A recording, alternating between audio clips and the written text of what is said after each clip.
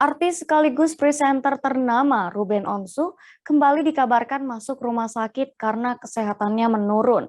Setelah beberapa waktu kondisinya berangsur membaik dan telah beraktivitas seperti biasanya, kini Ruben Onsu harus kembali menjalani perawatan medis, bahkan harus masuk ICU. Tergolek lemah di ranjang rumah sakit, Ruben sampai harus mendapat transfusi darah sebanyak 7 kantong sekira 3 minggu yang lalu. Kondisinya terbilang mengkhawatirkan, Sarwenda hingga Betran Peto pun tak henti menemani Ruben. Lantas, apakah sebenarnya penyakit yang diderita presenter kenamaan tanah air tersebut?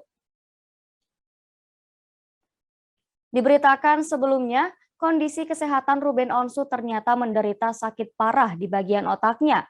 Padahal yang kita lihat, presenter kenamaan itu selalu terlihat baik-baik saja dan energik, begitu pula yang dirasakan Ruben Onsu. Ia tak pernah merasa jika dirinya mengalami sakit parah, bahkan hingga di bagian otaknya. Selama sakitnya itu, Ruben Onsu sampai harus menerima 7 kantong transfusi darah.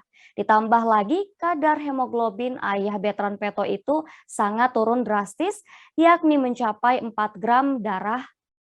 Sedangkan normalnya untuk laki-laki dewasa, kadar hemoglobin normal itu berkisar 14 hingga 18 gram. Tentu saja menurut seorang dokter, kondisi Ruben Onsu yang sangat jauh di bawah normal ini sangat berbahaya. Penjelasan ini justru membuat Ruben kaget. Pasalnya ia merasa baik-baik saja bahkan masih aktif bekerja. Selama ini penyakit Ruben selalu dikaitkan dengan hal-hal bisnis yang tidak bisa dimengerti oleh nalar. Karena sebelum sakit, Ruben Onsu mengaku sempat mengalami hal-hal ganjil dan janggal. Suami Sarwendah ini mengaku sempat mendengar benda jatuh berkali-kali dari atap rumahnya. Benda itu ternyata adalah batu yang tak tahu berasal dari mana.